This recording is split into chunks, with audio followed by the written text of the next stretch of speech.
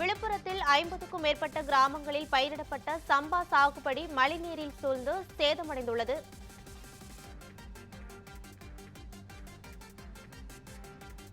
இதுகுறித்த கூடுதல் விவரங்களுடன் இணைகிறார் எமது செய்தியாளர் விஜய்மணி.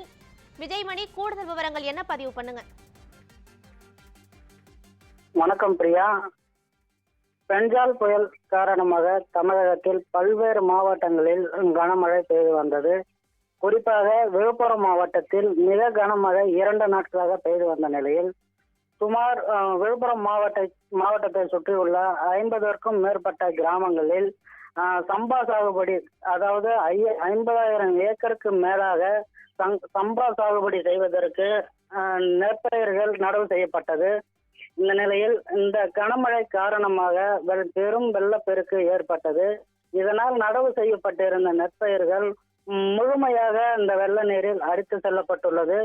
குறிப்பாக இந்த பகுதியில் கரும்பு, கொய்யா, நெல் போன்றவை இந்த மழை வெள்ளத்தில் அடித்து செல்லப்பட்டு விவசாயிகள் பெரும் சேதத்தை சந்தித்துள்ளனர். குறிப்பாக இன்று இந்த பாதிக்கப்பட்ட பகுதிகளை அதிகாரிகள் உடனடியாக பார்வையிட்டு அவர்களுக்கு உரிய நிவாரணம் வழங்க வேண்டும் என்று இந்த பகுதி விவசாயிகள் ஒரு முக்கிய கோரிக்கை ஒன்றை வைக்கின்றனர். பிரியா, விவரங்களுக்கு நன்றி விஜய்மணி.